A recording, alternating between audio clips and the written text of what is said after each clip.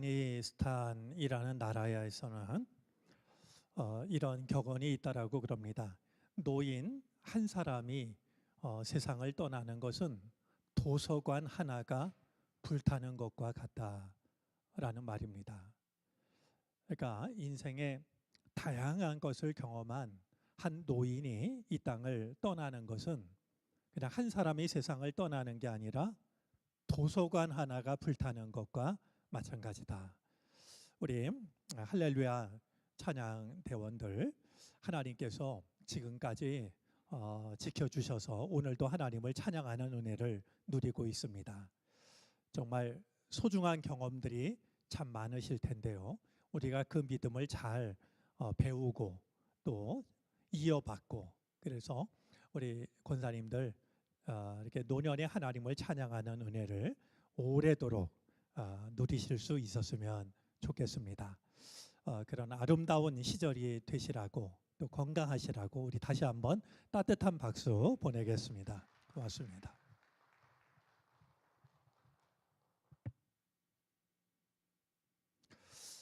원래 주보에는 8절까지 본문을 이렇게 적었는데요. 말씀을 준비하면서 아무래도 8절까지 다 하는 것은 무리겠다라고 여겨져서 4절, 5절 상반절까지 말씀을 나누려고 합니다.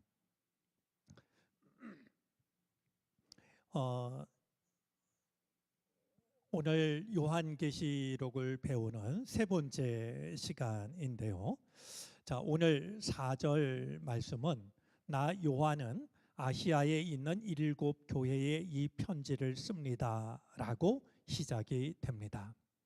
이것은 우리 요한계시록의 성격 중에 하나인 편지라는 서신 형태가 있는데, 이 편지 형태를 갖추기 위한 서언이 됩니다.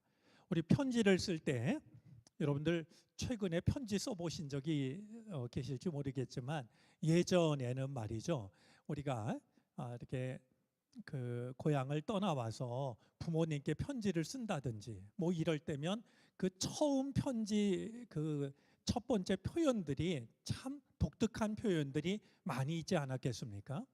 이것이 이제 편지라고 하는 것을 드러내는 형식이 있는데, 이 요한도 7 교회에 보내는 이 편지를 쓰기 시작을 하면서 이 편지의 형식을 갖추고 시작을 합니다.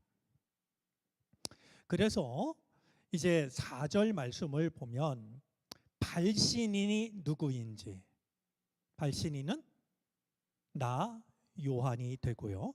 수신인이 누구인지, 수신인은 7 교회가 되고, 축복의 말과 소명의 말, 그리고 이제 그리스도가 오신다라고 하는, 정말로 이 7 교회 교인들에게 꼭 필요한, 자신이 꼭 전하려고 했던 말씀을 이어가고 있는 것을 보게 되죠. 자, 우리 그 하나하나를 살펴보도록 하겠습니다. 먼저 4절 말씀 속에는 편지를 보내고 있는 발신인과 이 편지를 받고 있는 수신인을 담고 있습니다. 말씀을 드린 것처럼 발신인은 나 요한입니다. 자, 그런데요, 우리가 그냥 지나갈 것이 아니라 나 요한이라는 말을 좀 생각해 볼 필요가 있다라고 여겨집니다. 우리 사도 바울을 보면은요, 그가 이제 여러 교회에 편지를 보내면서 자신이 누구인지를 설명하는 내용들이 이어집니다. 그런데 이 요한을 보면은요, 이 요한계시록에서 이 요한은 자기 자신을 이야기할 때 내가 어떤 존재라고 하는 것을 말하지 않고 단순하게 표현합니다. 나 요한은, 이런 표현이 되는 것이죠. 여러분들 우리 1장 1절 말씀에도요, 자기의 종 요한이라고 말하고 있고, 지금 4절 보면 나 요한은 이렇게 되어져 있고요. 우리 9절 말씀에 보면 역시 나 요한은 이렇게 되어져 있습니다. 자기 자신에 대해서 설명하는 내용을 거의 찾아볼 수가 없습니다. 자, 이것이 우리들에게 주는 의미가 있다라고 하면 과연 어떤 것이 될까요? 바울이 자기의 직책을 명시하고 있는 것에 비해서 이 요한은 자신의 이름만을 기록하고 있는데요. 이 사실은 이렇게 요한이라는 이름만 이야기를 해도 소아시아 지방에 있던 7교회 교인들은 이 요한이 누구인지를 잘 알고 있었다라고 하는 것을 짐작하게 해주고요. 그러니까 나를 설명하지 않아도 내가 누구인지를 잘 안다는 겁니다. 자, 이것은 우리에게도 귀한 가르침을 줍니다. 내가 누구인지를 설명하지 않아도 내 이름 석자가 내가 누구인지를 드러내는 삶을 우리는 살아갈 수 있어야 됩니다. 내 이름 석자가 나의 존재를 드러내는 말이죠. 그래서 구차하게 혹은 장황하게 내가 누구인지를 이렇게 설명을 해야 이 사람이 이런 사람이구나 이렇게 아는 게 아니고요. 나의 이름 석자가 나의 존재를 설명하는 그것이 요한이 지금 우리에게 들려주고 있는 귀한 가르침입니다. 내 직함이 뭐고 내가 받은 은혜가 무엇이고 이런 것이 아니고 나 요한은 이렇게 요한의 이름만 되어도 이 편지를 받는 사람들이 요한 사도, 요한 목사님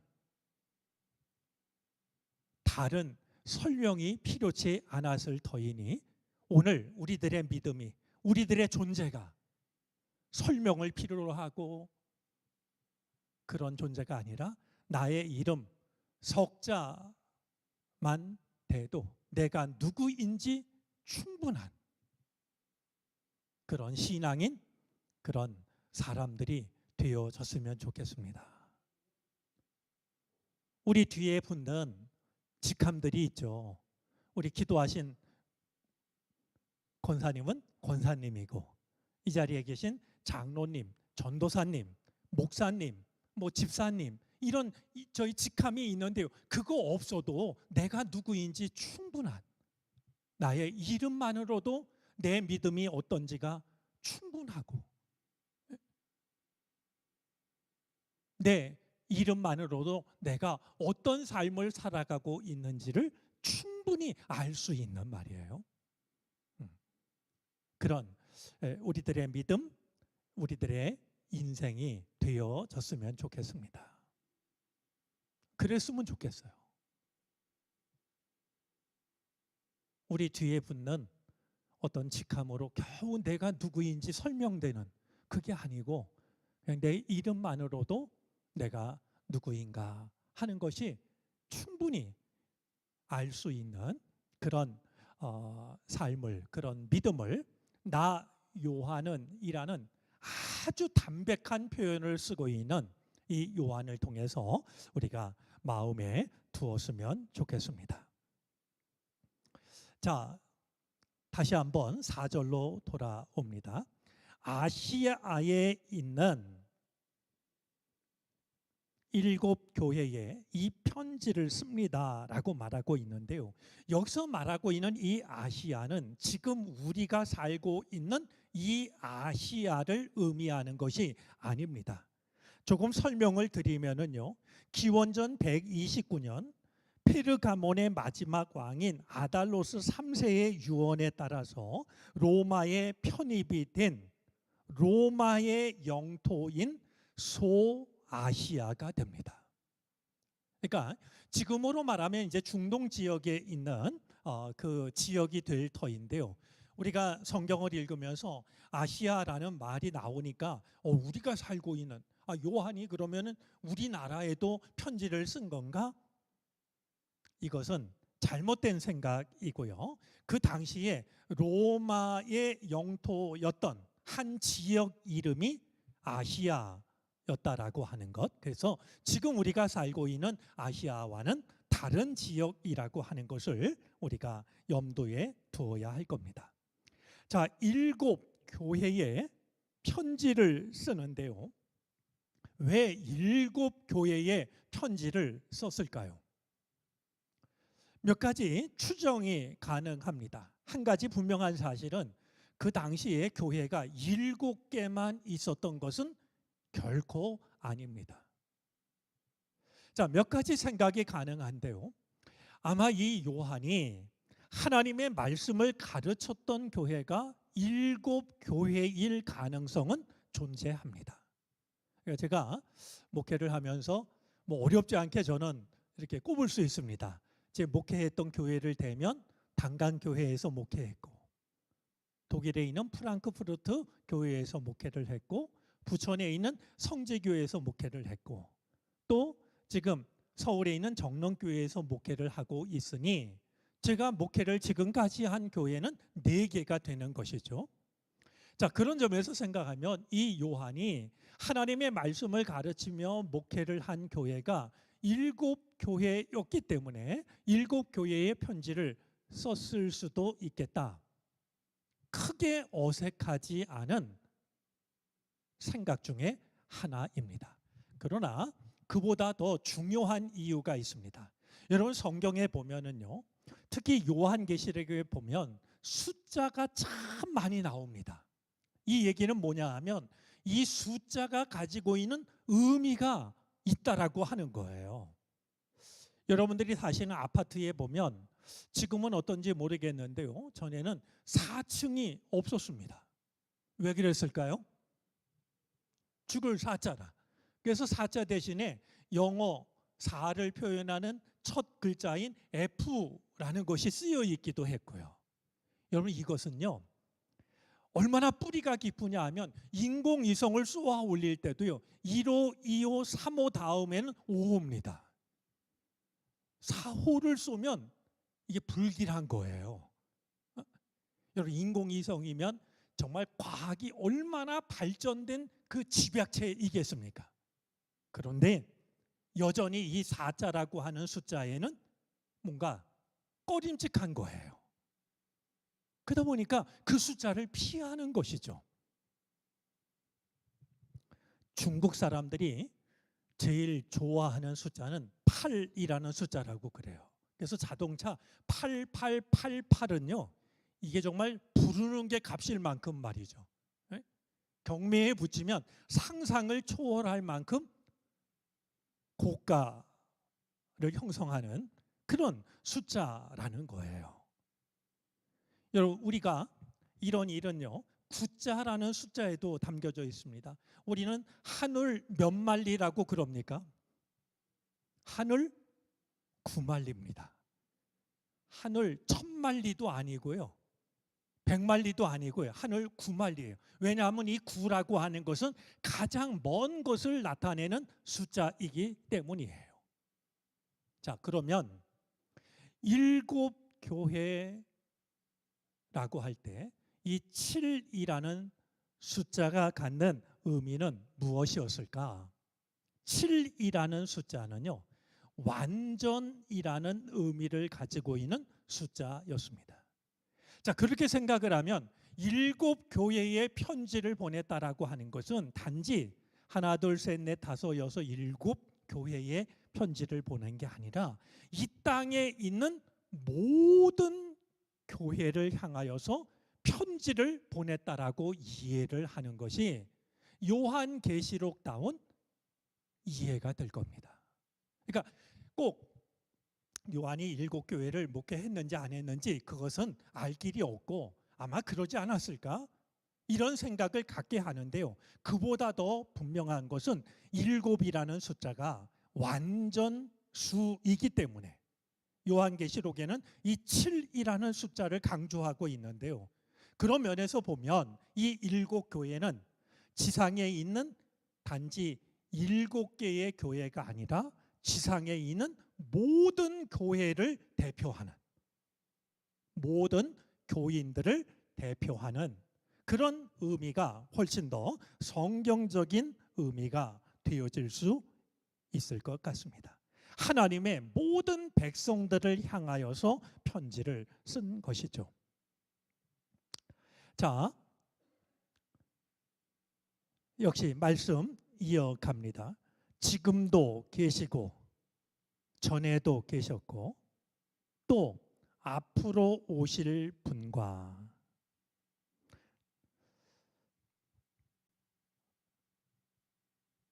지금도 계시고 전에도 계셨고, 여러분 이 표현을 읽으면서 앞으로 오실 분입니다. 자, 다시 한번 볼까요? 여러분 성경을 읽을 때 제가 일부러라도 성경 읽을 때요, 예를 들면 접속사라든지 아니면 문장 부호라든지 아니면 어디서 말씀이 갈리는가 이걸 눈여겨보면 성경의 행간을 읽는데 도움이 됩니다. 그런데 자, 지금 표현대로 하면은요, 지금도 계시고 전에도 계셨고, 그러면 계시고 계셨고 그 다음에는 계실이라고 쓰면 앞으로 계실, 이 표현은 어색한 것이 아니라 틀린 표현이 됩니다. 아니, 주님이 앞으로 미래에는 안 계시다가 앞으로 계실 거란 말인가? 그럴 수는 없는 거 아니겠습니까?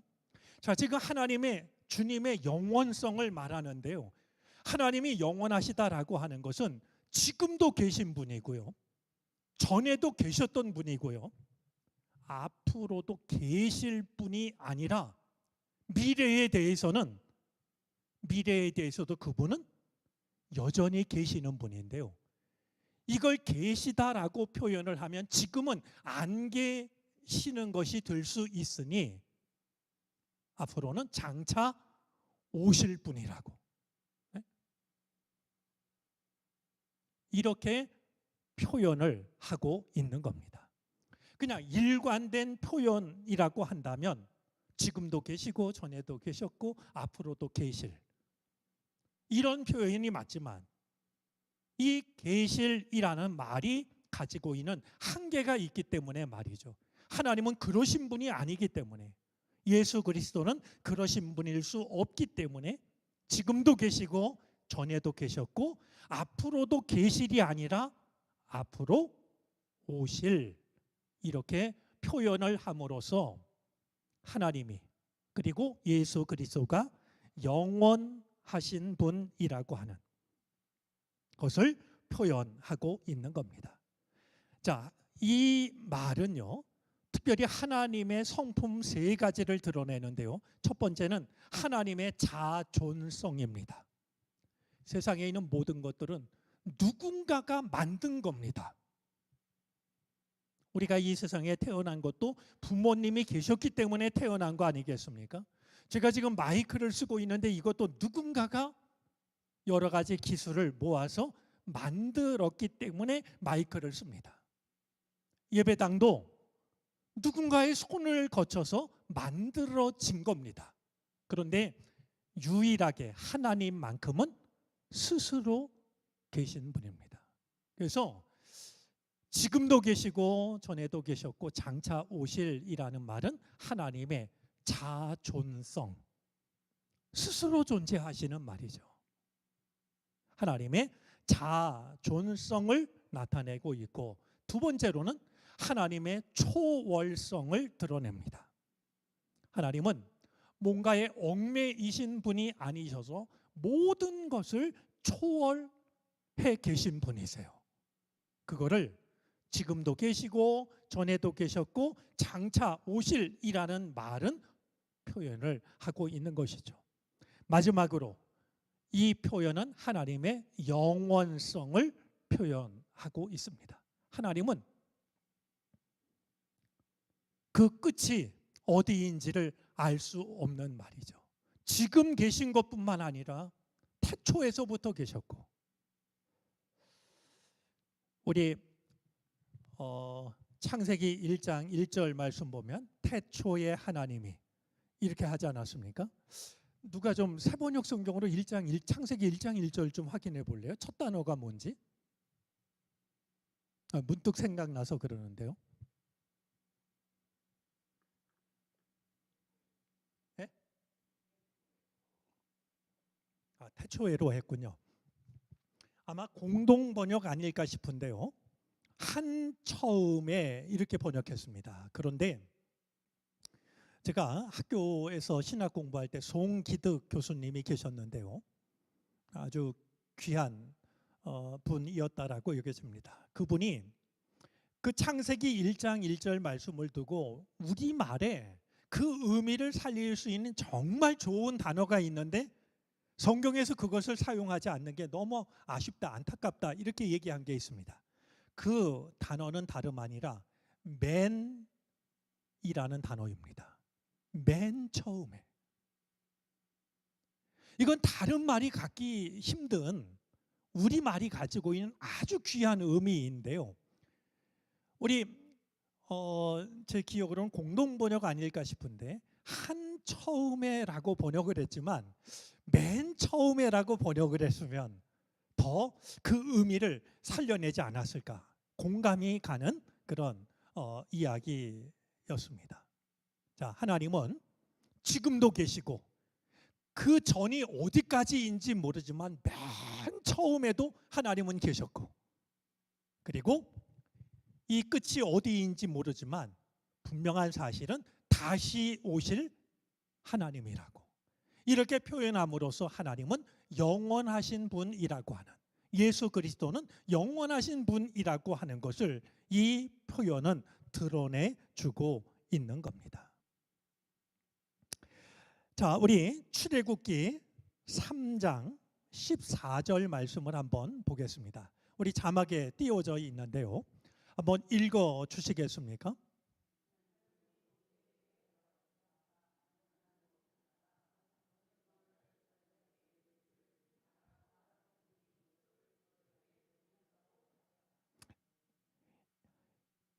우리가 잘 알고 있는 것처럼 하나님이 모세를 부르셔서 모세를 바로에게 가라고 내 백성을 구원하는 그 일을 하라고 맡기자 모세가 하나님 앞에 이야기를 합니다.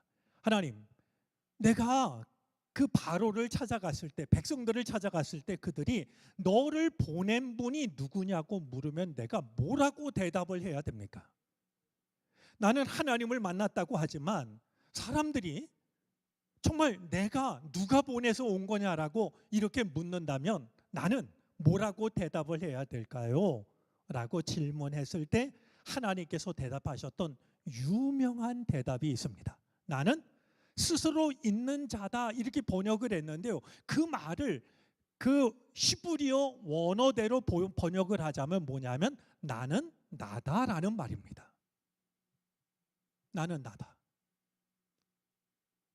어떤 것도 설명이 필요하지 않은 어떤 것도 끼어들 필요가 없는 그래서 스스로 있는 자 이렇게 번역을 했지만 원래의 뜻은 나는 곧 나다 라는 것이 됩니다.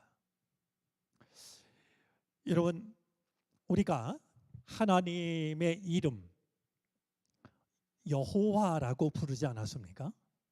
그런데요 이제 요즘 나오는 성경들을 보면 야훼라고 이렇게 번역을 하기도 합니다. 어떤 게 맞나요? 묻는 분들이 있어요. 그런데요 이와 관련해서 우리가 한 가지 좀 이렇게 알아두면 좋을 만한 게 있습니다. 이스라엘 사람들은요 성경을 읽다가 여호와라는 말이 나오면 그 말을 읽지를 못했어요. 어떻게 읽는 줄을 몰라서 못 읽은 게 아니라요. 너무나도 거룩하신 이름이라 인간이 감히 발설할 수 없는 말로 할 수 없는 이름이라고 해가지고요. 이 여호와라는 말이 나오면 심호흡을 하고서 옷깃을 마음의 옷깃을 여민 뒤에 그 말을 있는 그대로 읽지 못하고 아도나이 나의 주님 이렇게 읽었어요. 그러다 보니까 시간이 점차 흐르다 보니까 나중에는 그 말을 어떻게 읽어야 하는지를 아예 잃어버렸어요. 그래서 자음만 남아있는 여호와라는 말의 자음에다가 아도나이 할 때에 모음을 넣어가지고 찾아낸 말이 여호와 혹은 야훼라는 말이에요.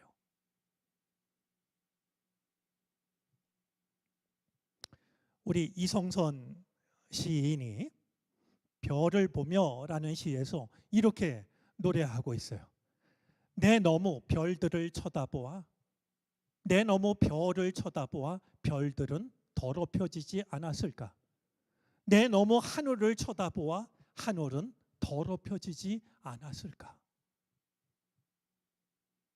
이스라엘 백성들은 하나님의 그 이름을 함부로 부르면 하나님의 거룩하심이 훼손될까 보아서 그 이름조차도 입술에 올리지를 않았던 거예요. 우리가 이 신앙 전통을 옛사람들의 어리석음이라고만 생각하지 말고요. 그만큼 하나님을 실질적으로 두려워했다라고 하는 그 믿음의 전통을 우리는 기억할 필요가 있다라고 여겨집니다.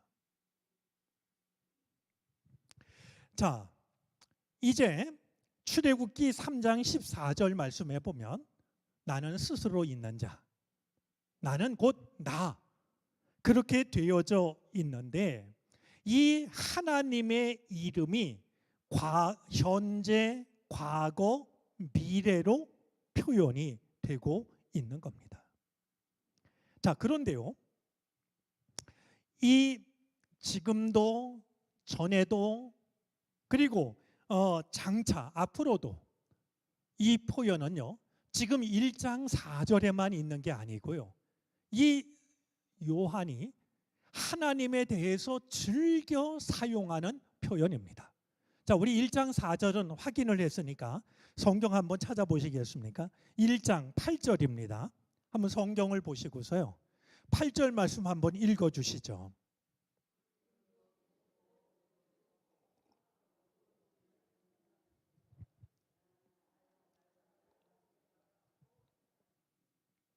네, 같은 하나님에 대해서 같은 표현이 이제 나와 있습니다.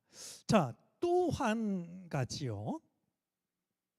우리 같은 표현이 사용된 말씀을 한번 보도록 하겠습니다. 이번에는 4장 8절입니다.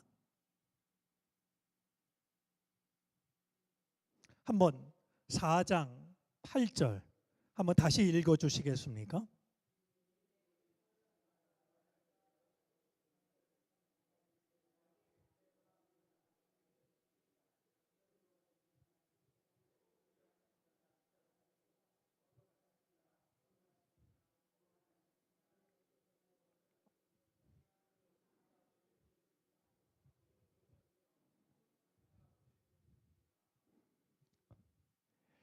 예, 이제 4장에 가면 우리가 공부하겠습니다만 네 생물이 노래를 하는데요, 찬양을 하는데요, 하나님을 가리켜서, 구주를 가리켜서 역시 지금도 계시고 전에도 계시고 장차 오실 분이라고 이렇게 노래를 하고 있죠. 자, 그러면 이제 생각해 보면은요, 우리가 이런 표현을 쓴다면 이렇게 쓰는 게 더 자연스럽지 않았을까요? 전에도 계셨고 지금도 계시고 장차 오실 분. 그런데 지금 요한계시록에 표현된 표현을 보면 지금도 계시고 현재 말하고요, 이번엔 또 한번 과거로 갔다가 전에도 계셨고 그 다음에 미래로 갑니다. 사실 흐름으로 보자면 전에도 계셨고 지금도 계시고 장차 오실 분, 이게 자연스러운데 왜 지금도 계시고가 가장 먼저 나오고 있는 걸까요?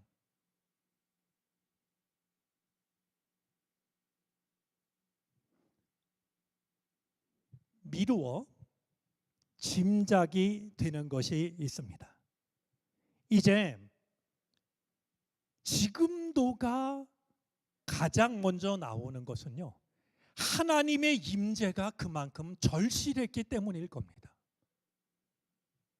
지금 박해를 받고 있는, 순교를 당하는 이 하나님의 백성들에게는요, 과거에 계셨던 하나님이 아니고, 장차 오실 하나님이 아니고, 지금 계신 하나님이 가장 필요했던 거예요. 하나님은 과거에도 계신 거 알고, 장차 오실 것도 알고, 그런데 지금 우리에게 필요한 하나님은 지금도 계시고 말이죠. 비록 지금의 상황은 어둡고 고통스럽고, 도대체 하나님이 어디 계신 거야? 이런 질문을 늘 던질 수밖에 없는 상황이지만, 그럴수록 지금 이 요한은 하나님의 임재를 필요로 하는 일곱 교회 모든 교우들을 향해서 하나님은 지금도 계신 분이라고 말이죠. 이걸 가장 먼저 이야기함으로써 그들에게 필요한 하나님이 어떤 분이신가라고 하는 것을 드러내고 있는 것이죠. 이거는 우리도 마찬가지 아니겠습니까? 전에 나를 인도해 주신 하나님, 감사한 일이에요. 앞으로 오실 주님, 우리가 소망하는 일이에요. 그러나 생각해 보면 지금도 나와 함께 하시는 하나님이 우리에게 가장 필요한 거 아니겠습니까? 네. 그러니까 이거를 그냥 뭐 한가하게 말이죠. 전에도 계셨고 지금도 계시고 앞으로 오실, 이렇게 문학적으로 일관성을 갖는 것이 아니라 지금 가장 필요한 게 지금 나와 함께 하신 하나님, 지금 우리와 함께 하시는 하나님, 그것을 이와 같은 표현을 통해서 드러내고 있는 것이죠. 자, 다시 4절로 돌아옵니다. 자, 지금도 계시고 전에도 계셨고 또 앞으로 오실 분과 그의 보좌 앞에 있는 일곱 영과 그랬습니다. 또 다시 한번 7이라는 숫자가 등장하고 있는 것을 보게 됩니다. 여러분, 이 계시록에 7이라는 숫자가 강조되고 있다라고 말씀을 드렸는데요. 그 중에서도 이 일곱 영이 뭐 일곱 이렇게 제한할 수는 없을 텐데요. 일곱 영이라는 표현이 단지 지금 이 4절 말씀에만 나오는 것이 아니라 몇 차례 반복이 되고 있는 것을 확인할 수 있습니다. 자, 우리 3장 1절을 한번 보시겠습니까?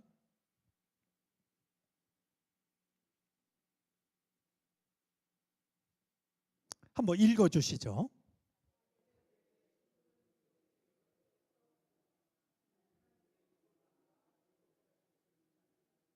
예, 거기까지 하셔도 좋겠습니다. 하나님의 일곱 영과 일곱 별을 가지신 분이 이렇게 주님을 설명하고 있죠. 이번엔 4장 5절입니다.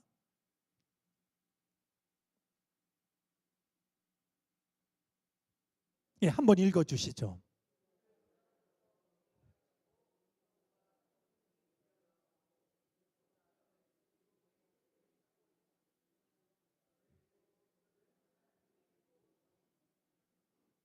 예, 하나님의 일곱 영이 바로 그 횃불이었다. 이렇게 이제 말씀하고 있습니다. 이번에는 5장 6절입니다. 5장 6절 조금 길지만 역시 한번 한 목소리로 같이 읽어 주시죠.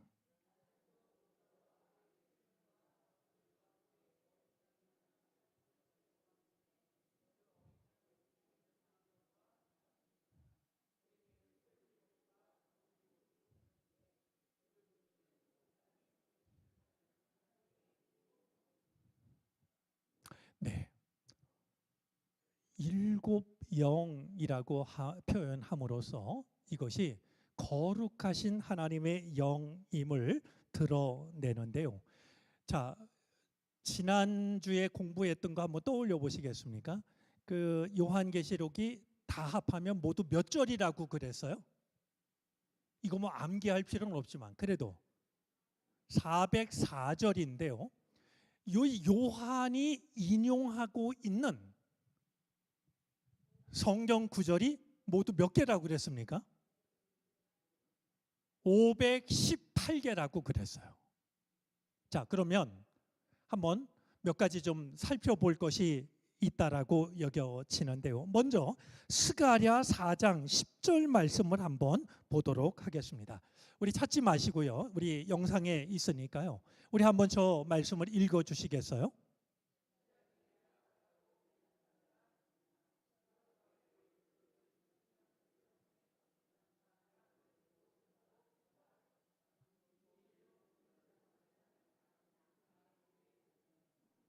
네, 스가랴가 환상을 보는데 이제 등잔을 보게 됩니다. 그런데 이 등잔이 7개가 있는데요. 그것이 바로 온 세상을 살피는 하나님의 눈이라고 이렇게 표현을 하고 있습니다.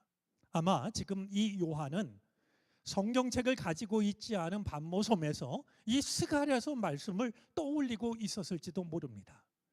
또 하나 이 요한이 떠올렸을 것 같은 말씀이 있는데요. 이사야서 11장입니다. 이사야서 11장 1절부터 3절까지인데요. 역시 한번 한 목소리로 천천히 읽어 주시겠습니까?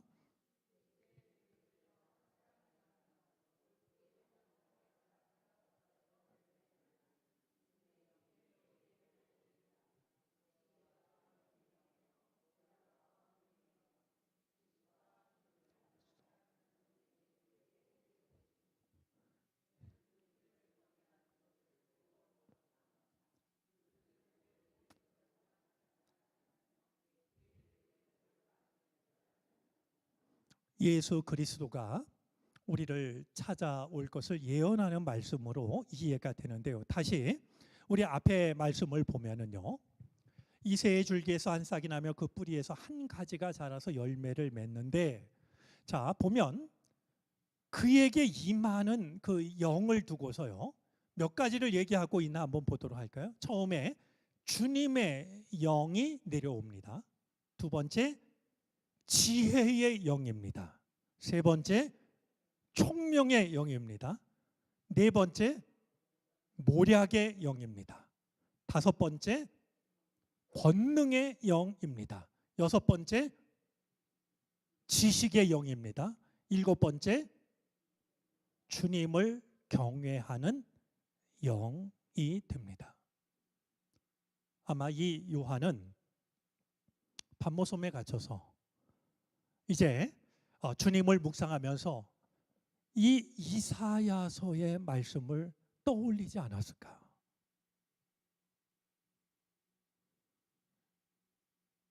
이사야서의 말씀을 모두 다 외우지는 못했다 할지라도 거기에 기록된 이 세상을 구원할 메시아가 올 때 그에게 임할 이사야서에 담긴 7가지 영이라고 하는 사실은 떠올리지 않았을까? 그래서 오늘 성경 본문 속에도 7영이라고 이렇게 표현을 하지 않았을까라는 생각을 하게 됩니다. 자, 그런데 요한계시록에 보면요. 7영이라는 말과 7천사라는 말이 자유롭게 사용이 되는 것을 보면 이제 이 7영은 7천사라는 말과 다른 표현이 아니라 같은 뜻을 다르게 표현하고 있다라고 생각이 됩니다. 자, 5절로 넘어가겠습니다. 다시 1장으로 옵니다. 자, 7영과 또 신실한 증인이시요 했는데요. 여러분, 이 증인이라는 말 앞에서 우리가 한 가지 꼭 기억해야 되겠습니다. 이 증인이라는 것은 내가 뭔가를 목격한 사람 아니겠습니까? 머리로 아는 게 아니라 목격한 사람이 증인입니다. 그런데요, 성경에서 말하는 이 증인이라는 말은요, 순교라는 말과 같은 단어입니다.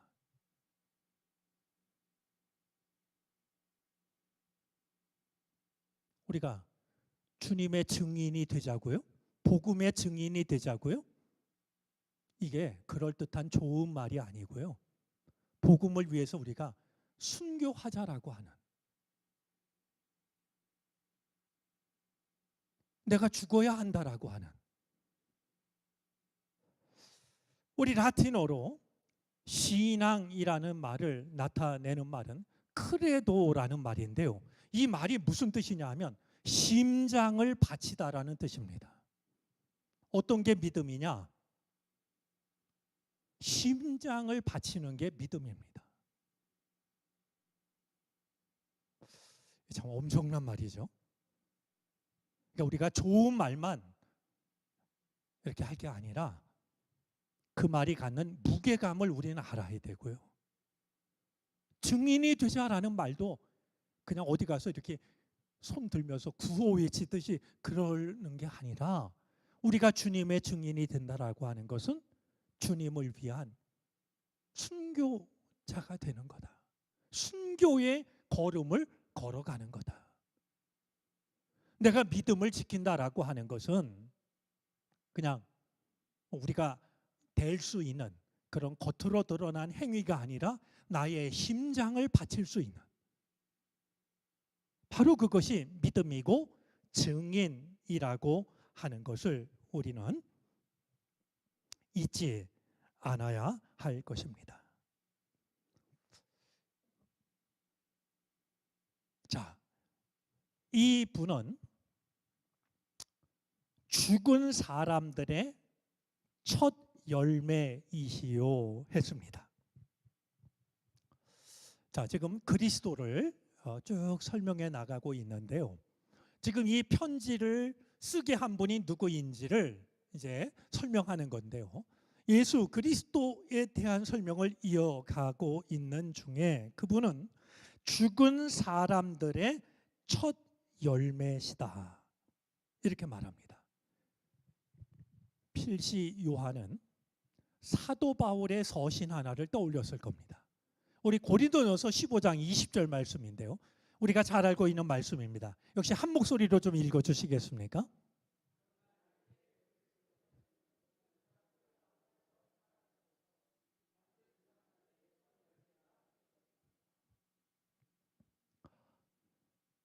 아마 성경책을 가지고 있지 못한 요한은 저 고린도서에 담겨져 있는 사도 바울의 고백을 떠올리면서 우리가 지금 죽을 것 같은 어려움에 처해 있지만 우리가 결코 혼자가 아니다. 왜?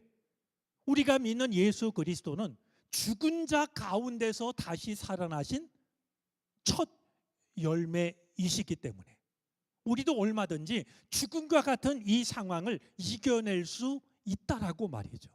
왜? 주님이 첫 열매라고 하면 우리는 그 다음 열매 아니겠습니까? 네? 이 말씀을 편지로 읽는 그 교인들이 얼마나 위로를 받았을까요? 죽으면 다 끝인 줄 알았는데 허망하게 모든 것이 다 실패로 돌아가는 것처럼 보였는데 오늘 이 말씀을 읽고 나니까 그래, 맞아. 우리가 믿고 있는 예수 그리스도는 죽은 자 가운데서 살아나신 죽음의 첫 열매가 되신 분이지. 이것을 떠올리면서 그들은 위로와 용기를 갖게 되었을 겁니다. 자, 마지막으로요. 땅 위에 있는 왕들의 지배자이신 예수 그리스도께서 내려주시는 은혜와 평화가 여러분에게 있기를 빕니다. 자, 예수 그리스도는 어떤 분이냐? 땅 위의 왕들의 지배자이시다 말합니다. 여러분, 이 편지가 쓰여지던 시대는요, 세상의 왕들이 지배자였어요. 그들이 온 세상을 지배하고 있었어요. 그런데 요한은 놀랍게도 세상 모든 왕들의 지배자 되시는 분이 따로 있는데 그분이 누구냐 하면 예수 그리스도시라는 거예요. 예수 그리스도가 패배해서 약해서 세상 권세자들이 지도자가 된 게 아니고요. 그들이 지금은 온 세상을 다스리는 것처럼 보이지만 그들을 다스리시는 분이 예수 그리스도이시라고, 그리스도가 최후의 승리자라고 하는 것을 선언하고 있는 겁니다. 자, 이 대목에서 시간은 많이 됐는데요. 왜 로마가 이렇게 믿는 자들을 박해했을까? 몇 가지 이유가 있는데요. 역시 그냥 좀 덤으로 우리가 배우고 지나갔으면 좋겠습니다.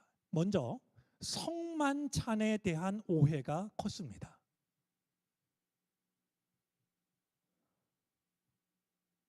주님의 가르침을 따라서 성만찬을 하는데 그걸 알지 못하는 사람은, 그리스도인들은 피를 마시는 사람들이라고 생각을 했습니다. 이게 정말 끔찍한 거 아니겠습니까? 무식하면 용감하다고 말이죠.